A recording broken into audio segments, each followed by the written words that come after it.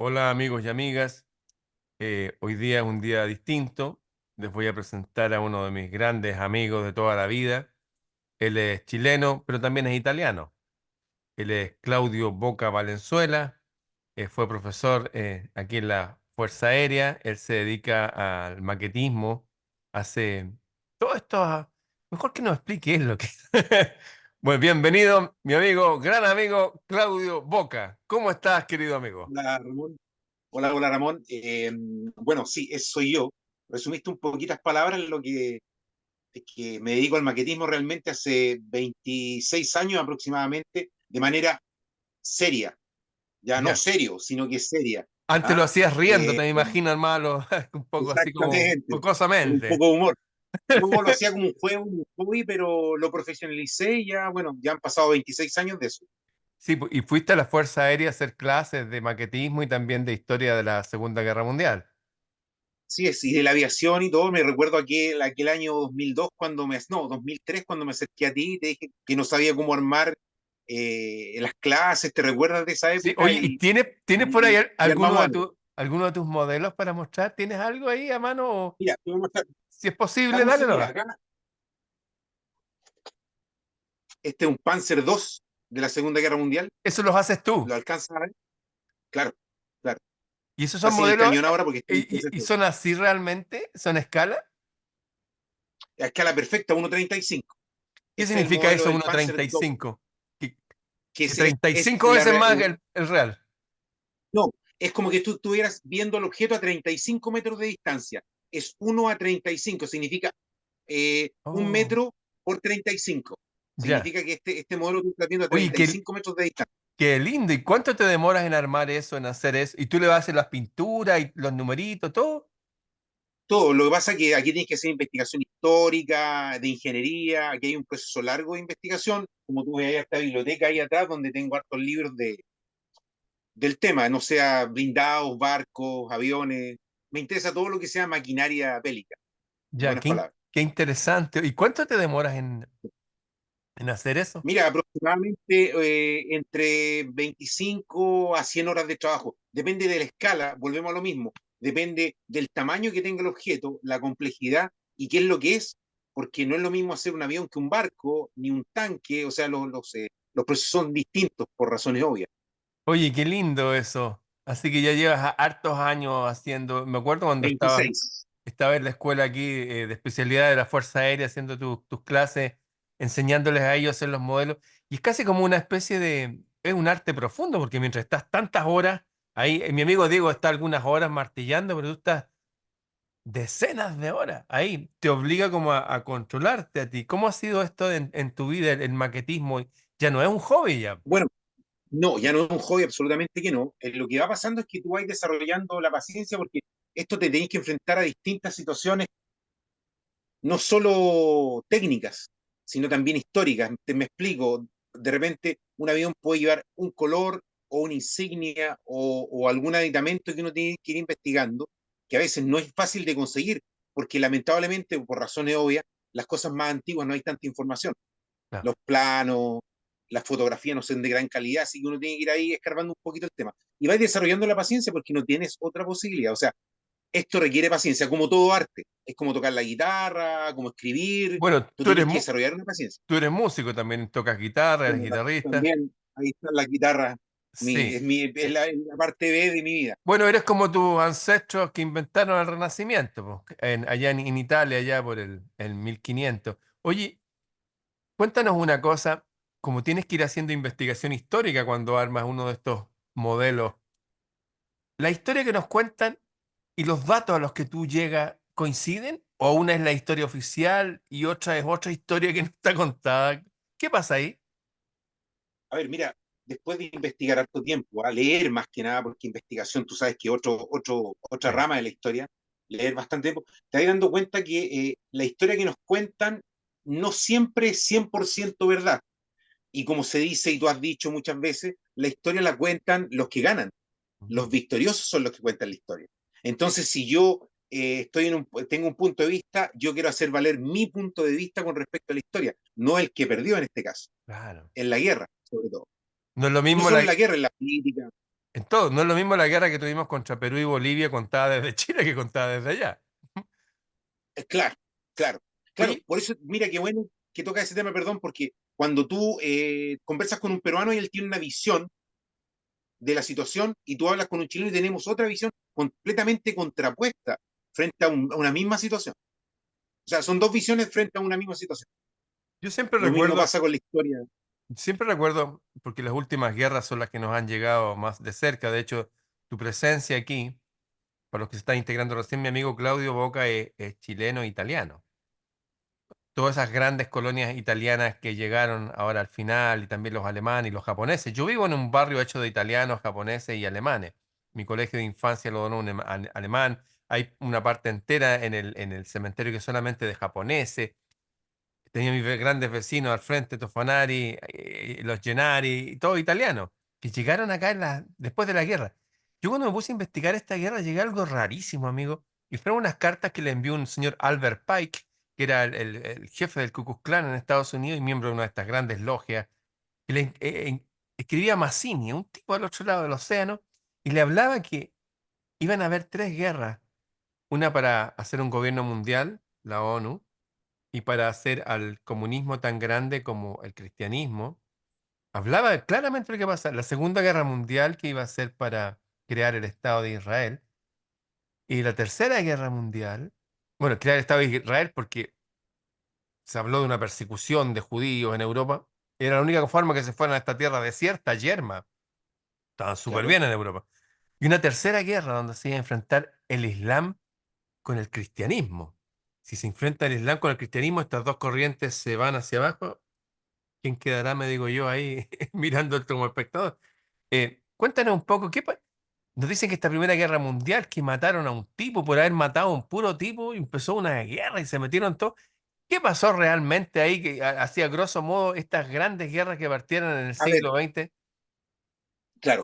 A ver, primero acordemos que la Primera Guerra Mundial es una guerra entre primos hermanos. El Kaiser de Alemania, el rey de Inglaterra y el zar de Rusia eran primos hermanos.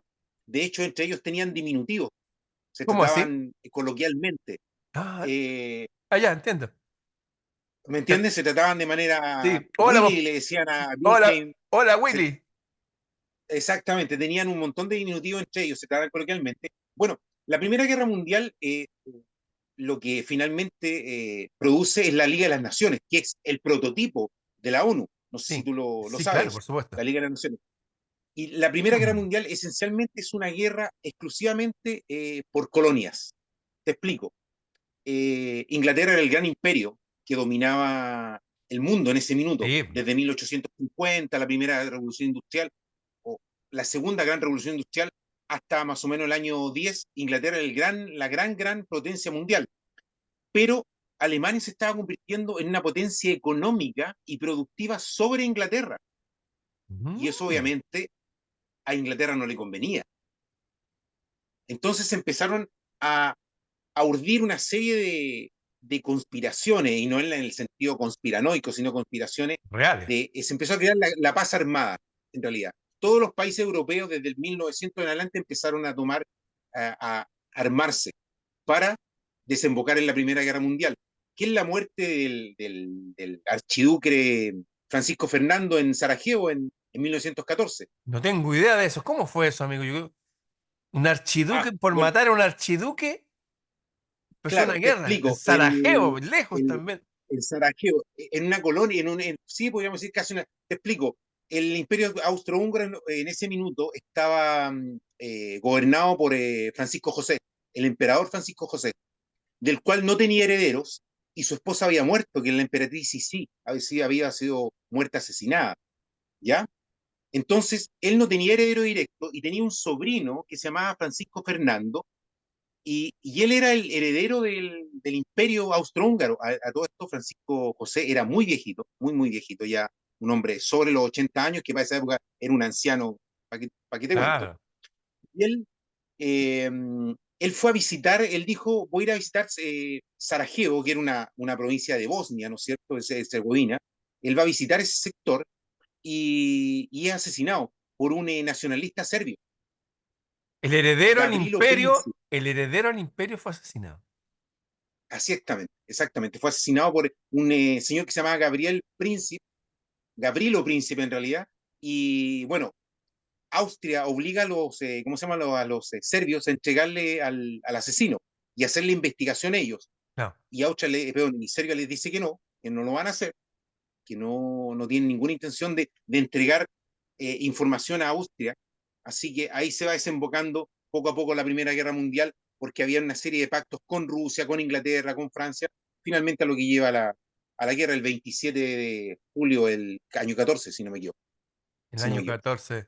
Oye, Claro, ¿y tú piensas que esta guerra, como decían estas cartas de Pike a Mazzini, fue espuria, fue inventada?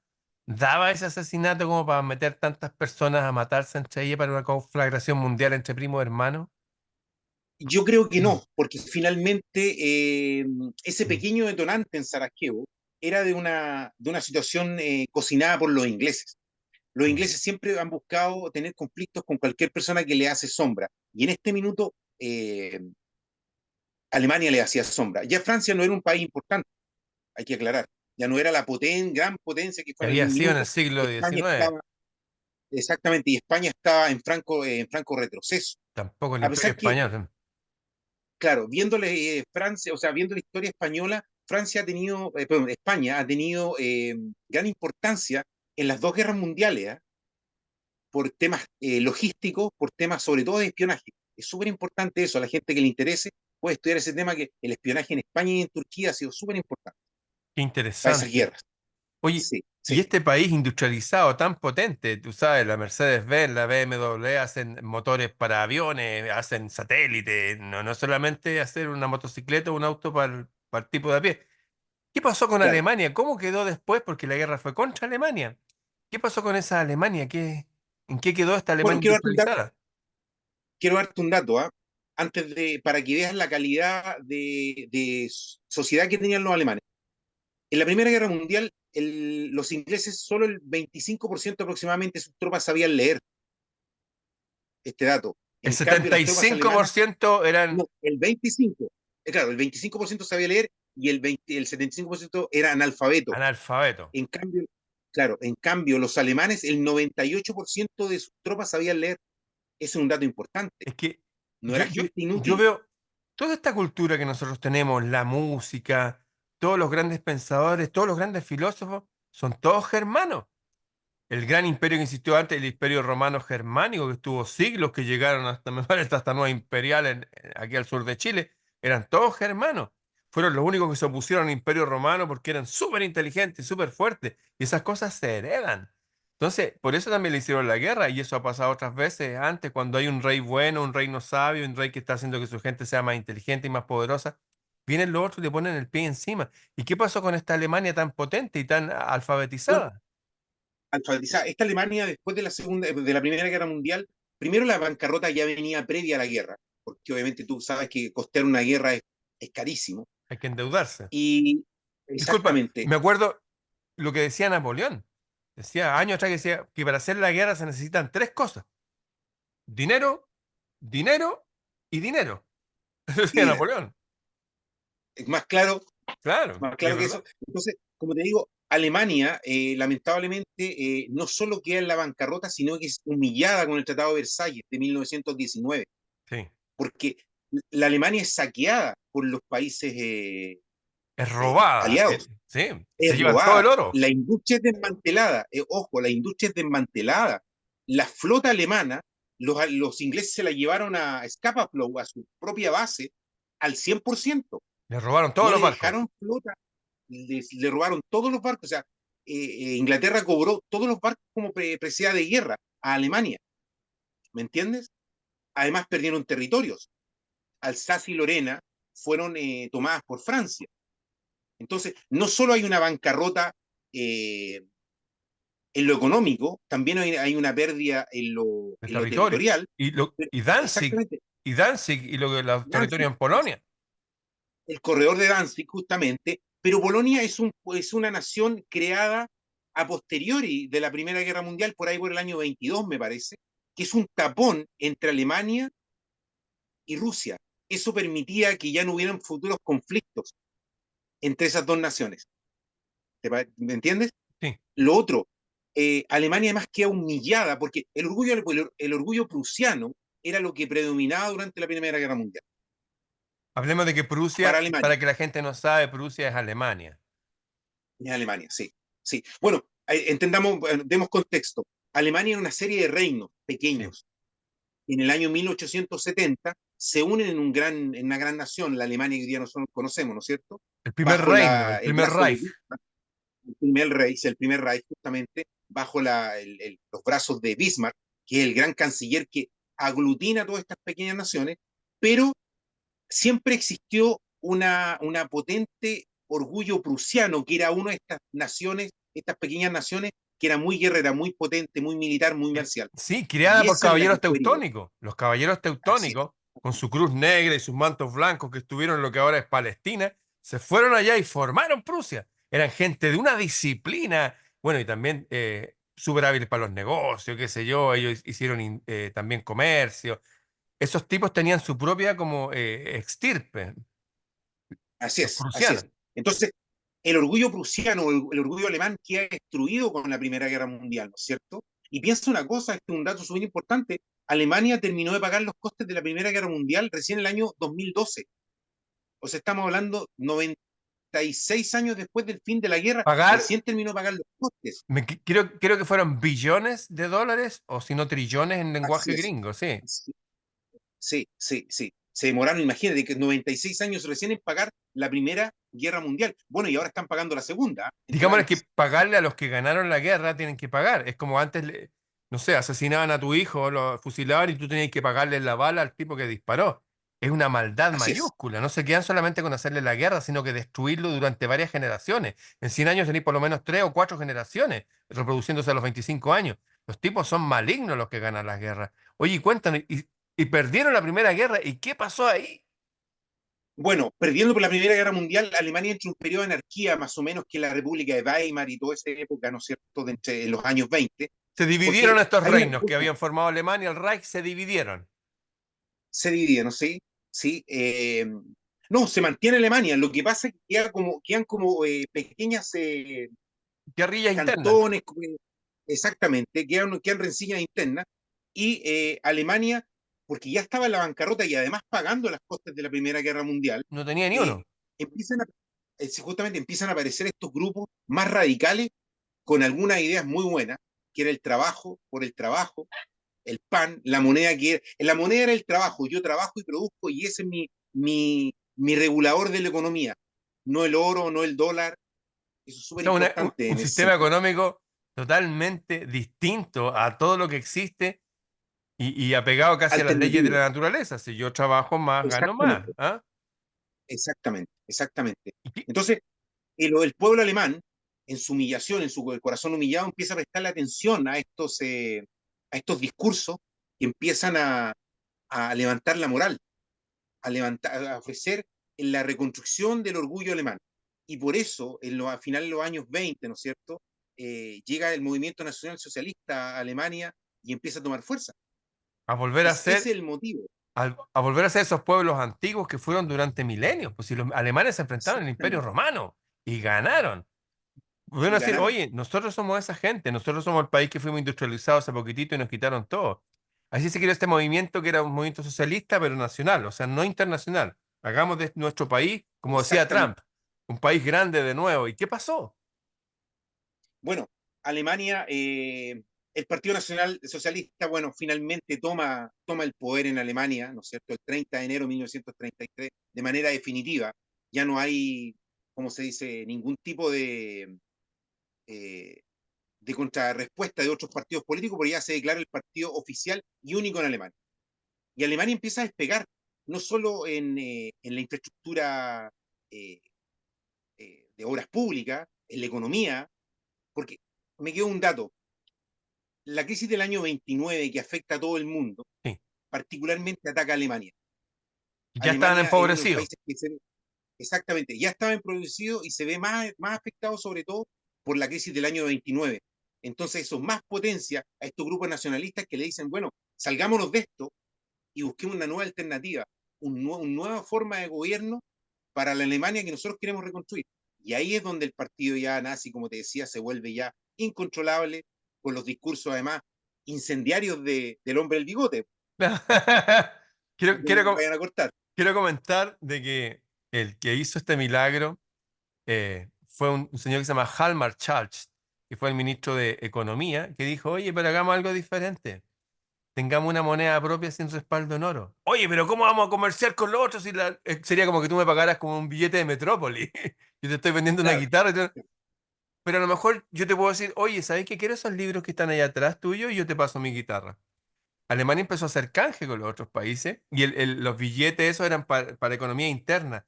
Y ese experimento funcionó tan bien que fueron el primer país en tener vacaciones pagadas. Esto no lo hicieron ni los comunistas ni los capitalistas. Vacaciones pagadas para los trabajadores, casas propias para todos. Y si tenías 4 hijos, la casa te salía gratis. Pero casas con antejardín y patio para que tú pudieras tener tus gallinas, tus huevos, tus parras, tus limones. Un poco como tenían nuestras casas cuando éramos niños. Aparte de eso, cultura para todos, como ya era el imperio de la filosofía. Los grandes músicos y los grandes filósofos son todos alemanes. Llevar las orquestas a todas las fábricas del país. Incluso se contrataban charter, que eran barcos y servicios de vacaciones para llevar a los trabajadores a conocer Europa y vieran cómo vivían los otros europeos para que se sintieran más orgullo de sí mismos. Y no contento con eso, como ya había salido la Ford allá en Estados Unidos y se admiraba mucho a Ford. Ford era súper así es. admirado por el tipo del bigote. Hay unos libros que escribió Ford, los pueden buscar, yo los voy a subir para que los descarguen gratis la gente. Dijo, oye, hagamos nuestros propios autos. Y había un tipo que, este señor Ferdinand Porsche, el hombre que hace estos autos de carrera, dijo, oye, ¿por qué no hacemos un auto que sea increíble, pero económico, para toda la gente acá en Alemania? Y que sea copiando la naturaleza, no con formas cuadradas, que es más fácil, como las burritas, los Forte, sino con las líneas como de la naturaleza, como de los escarabajos, que incluso se caen y caen parados. E inventaron el escarabajo que lo llamaron Volkswagen, el auto del pueblo. Fue tan grande lo que hizo este señor Charles, yo conozco, bueno, fue tan grande lo que hicieron que este hombre del bigote en el año 1929 salió, 1039, perdón, 10 años después de la crisis, salió en la revista Time como el hombre más importante de la Tierra por el milagro económico. Nunca había pasado eso. Y tenían los comicios que una vez hicieron para aprobar más del 90 y tanto % de la población de aprobación de todo el mundo, una superdemocracia, así como algo muy potente. Y vino la guerra de nuevo. Hay otra, Dale nomás. exactamente, hay otra cosa súper importante, ¿ah? Tú sabes que Alemania tuvo las primeras leyes en favor de los animales de la historia del mundo. Alemania, durante el Reich alemán, durante el Tercer Reich. Y hay otra cosa, Alemania era un ejemplo de desarrollo tecnológico. No sé si tú sabes que en las Olimpiadas de Berlín del 36 Jesse se usaron Owens. las primeras, así es, Jesse Owens el negro, que a todo esto, Jesse Owens declaró que él era admirador de Hitler. ¿Ah? Sí, Hay una falsa historia que nos cuentan ahí, que Hitler no había querido saludarlo porque él era negro, falso. y Jesse Owens declara en su Lo biografía que aplaudieron él de pie. admirador, exactamente, y era gran amigo de Hitler. Muy al contrario que estamos hablando de la historia que nos quieren contar, como que lo despreciaba, y no era así. Bueno, te cuento, de la Olimpiada del 36 se usaron las primeras cámaras de televisión en Alemania, ya en Wow. aquella época, los sistemas de propaganda, o sea, todo lo que nosotros vemos en la política moderna, gran parte de ello viene de la Alemania del Tercer Reich en los años 30, lo que estamos viendo hoy, ¿eh? Hoy. Sí. Oye, y lo que dice Jesse Owens, que lo trataron tan bien en Alemania, yo creo que le puse mi voz una vez a unas cosas de él, pero en cambio cuando llegó a Estados Unidos, tuvo que, no lo dejaron entrar a un bar, la gente en la calle ni lo reconocía, jamás el presidente lo invitó para darle la mano, nada, cero. Así que efectivamente la propaganda mal usada, digamos, la difusión para controlar nuestra visión de las cosas, ya se empezó a usar desde esa época de la guerra hasta el día de hoy. Y nos cuentan como que los alemanes eran los malos y eran los peores, en circunstancias que crearon un milagro económico tan grande que, insisto, el hombre del bigote salió en la revista Time en el año 39 como el hombre más importante del planeta. JFK. Yo acabo de ponerle mi voz a una serie de 14 horas de documental y está cuando JFK dice que en el futuro la gente cuando sepa realmente quién era el hombre del bigote se va a sorprender. Y habla súper bien del hombre del bigote como que, wow. Bueno, obviamente después de esas declaraciones y otras más, como cuando fue a Berlín JFK y dijo yo soy alemán, estoy hablando de Kennedy, lo asesinaron. Claro, Cuando dijo que hay un gobierno claro. detrás de los gobiernos que están controlándolo todo. Parece que algo de eso hay. Bueno, ¿y qué pasó después, Bueno, amigo, con esta este crecer de la economía allá en bueno, Alemania? este crecer de economía. Lamentablemente, desde principios de los años 30 metió las manos el señor Churchill, que finalmente no era el gran demócrata que nosotros todos pensábamos, sino que era un oportunista político. Y parece que era un tipo bastante oscuro, ¿verdad? Porque no sé si sabes que tenía un grupo de nigromantes que hacían unas Sí, magias media oscuras. sí, Y de hecho, te quiero dar otro dato. dale. Él no escribía sus discursos, No, cuéntalo. los hacía una empresa que se llamaba Focus, y era una empresa judía. Y los discursos que daba él por la radio, no era él la voz de él, era un actor. Él pasaba la mayor parte del tiempo borracho. Era la Así cabeza es. visible de un grupo humano que estaba detrás, que le compraron una mansión, no me acuerdo el barrio, en Londres, una mansión increíble. Y decía, oye, pero ¿cómo este tipo con el sueldo que gana? Y ahora se sabe que estaba ese grupo detrás de él que dije, mira, tú tranquilo nomás, quédate ahí, le pasaban harto whisky, nosotros nos encargamos. Justamente, tanto whisky, harto puro. Y hay otra cosa súper importante. Churchill tuvo una figuración preponderante en la Primera Guerra Mundial porque fue primer Lord del Almirantazgo, era como el comandante en jefe de la Armada inglesa, primer Lord. ¿Ah? Que curiosamente el secretario de Marina de Estados Unidos era un señor de nombre Roosevelt y eran grandes amigos desde aquella época. Así que en conjunto siempre tuvieron un poco de sangre en el ojo durante los años 30 con este personaje del bigotito que no le acomodaba en sus planes de hegemonía mundial. Sí, lo que pasa es que él demostró, el hombre del bigote, que saliéndose de este sistema bancario podíamos tener economías prósperas. Es como lo que está pasando ahora en Chile. Va a aumentar el 30% por el aumento de la luz, va a aumentar el 30% todo lo que tenga que ver con la gente de las panaderías, de los almacenes, de la agrícola. Va a subir las cuentas de todo, porque como sube la electricidad, el costo se lo van a pasar a los usuarios, que somos nosotros, a los compradores de cosas. Ellos demostraron que no importa lo que haga este sistema falso y espurio, si volviéramos a la naturaleza, a tener una moneda sin respaldo en oro, y que industrializáramos nuestros países y que nos protegiéramos, porque lo que hicieron en Alemania, en Italia, en Japón, era protegerse del globalismo. Había una corriente globalista de esta ONU que se había creado antes como la Sociedad de las Naciones, y la única alternativa, lo único que nos ayuda a enfrentar al globalismo es ser nacionalistas. Es de nuestros países que sean nuestros y nuestra economía manejarla nosotros conforme a nuestras cosas y no que nos vengan a imponer de afuera que el precio que le vamos a poner no sea el cobre o que no, ustedes no pueden industrializarse, como le decía Churchill en su carta que es pública, le tengo el recorte del diario donde le decía Argentina. a Perón, le decía, yo no voy a permitir que Perón haga de Argentina un país desarrollado. No lo voy a permitir. A ese hijo de puta lo voy a perseguir en esta vida y en la otra si es necesario. Eso decía Churchill. Imagínate cómo decir algo así, un estadista. Obviamente era la cara visible de un sistema, como ya había pasado en la Primera Guerra Mundial, que no quería una Alemania industrializada. No quería que le hicieran sombra a este imperio que estaba desde la reina Victoria, esta reina que tenía 8 nietos, como tú dijiste, fue una guerra entre primos hermanos, tenía 8 nietos en los tronos del mundo. El rey de España es nieto de la señora esta, el rey de Grecia, que había un rey de Grecia en esa época, el rey de Noruega. O sea, hay una historia fascinante, pues, es maravillosa, es como llama la atención que sean es primo hermanos, todo esto.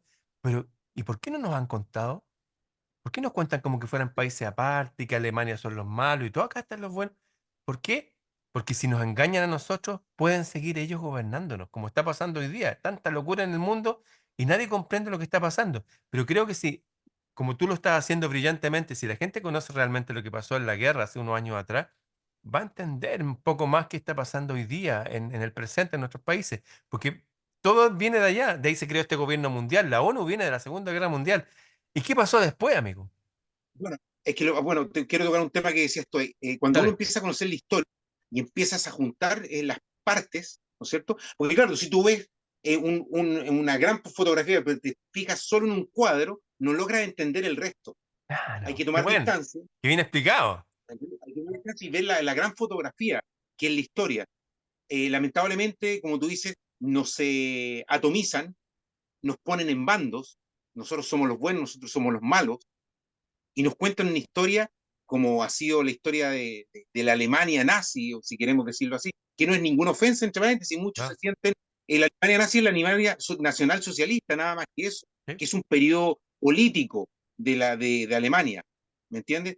claro que Un periodo hubieron, sí, en político todo gobierno, y próspero en extremo, pero próspero, próspero en extremo. El país claro. más rico Bueno, del mundo. Inglaterra venía en los años 30 quebrada, estaba completamente quebrada, se estaba derrumbando el imperio.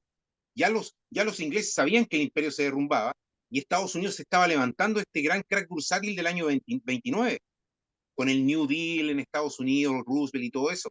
Entonces, Alemania finalmente un poco es forzada a, a esta guerra porque no tenía capacidad de materias primas. Esa es Por eso, siempre Hitler en mi lucha, él decía que había que buscar ese espacio vital, pero él no hablaba de Europa occidental, él hablaba de la Europa oriental, hacia los rusos. Claro. Él nunca, nunca buscó intereses, por razones obvias, en la Europa occidental, Francia, Inglaterra. Ellos decían que eran sus hermanos naturales, Sí, pues, sus vecinos naturales, no así eran es. sus enemigos. Nunca lo fueron. ¿Me Oye, entiendes? fíjate que Nunca lo fueron. ha avanzado tanto la hora, ya estamos casi en la hora. Quisiera hacer hincapié en algo que es importante para la gente ahora que todos tienen y sus hijitos que se dan cuenta que la educación no está tan buena en el colegio. Y a veces cuando uno arma un avión o arma un tanque o estas cosas, uno está obligado a aprender de los símbolos de los aviones, de su insignia, de sus modelos, de aerodinámica. Y uno empieza a investigar historia, pero también física. Y también, bueno, Exactamente. y también a mezclar colores, también arte. La gente que quisiera saber más de aeromodelismo, tú estás ya en esto ya hace más de 2 décadas. Así ¿Dónde te es. podrían ubicar si hay papás que quieren empezar con sus hijos a armar barcos reales o aviones reales y empezar porque tienen que estudiar de dónde eran? ¿Dónde te pueden ubicar las personas? ¿Dónde te podrían escribir o algo? Mi correo electrónico es Claudio-Boca, B larga o CCA, Boca, igual que Boca, pero con dos C, Claudio-Boca, @yahoo.es. Yahoo.es, Eso, Claudio-Boca, CC, con 2C como cariños C, Carlos. con Ya, dos pues, C. Exactamente. Claudio-Boca con 2C, @yahoo.es. Ahí. Oye, Así ¿qué te es, parece, así amigo, es. si es posible, si tienes tiempo, este otro martes, Ujú. el día del Marte, el dios de la guerra, hablemos de En estos la guerra. conflictos que han habido desde la perspectiva histórica para que la gente tenga una mejor base para entender el presente, ¿te parece? Mira, estaría súper bueno porque además la Segunda Guerra Mundial tiene una serie de cosas que el público normal no conoce, porque obviamente la historia oficial la ha querido ocultar, Monopolizar. pero podemos exactamente, pero podemos compartir un montón de datos que la gente se puede incluso hasta horrorizar de parte de los aliados, Ya, pues que eran los hagámoslo. buenos. Juntémonos el próximo martes. Bueno, amigos, Estamos- seguramente vamos a estar de nuevo el próximo martes con este gran amigo mío, Claudio Boca Valenzuela, ex profesor de la Fuerza Aérea de Chile, experto en maquetas, hacer aviones, tanques, barcos y otras cosas a escala.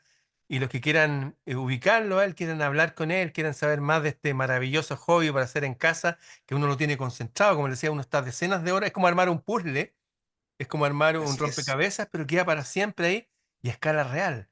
Algo pasa cuando uno hace arte así. Bueno, los que quieran meterse en estos temas pueden escribirle a Claudio-Boca con 2C @yahoo.es. Oye, un gran amigo, un gran abrazo, amigo Boca. Nos vemos pronto. Ya por Ramón, saludos de Listo. Catapilco, un abrazo grande, grande, grande, cuídate. Un abrazo, nos vemos. Chau.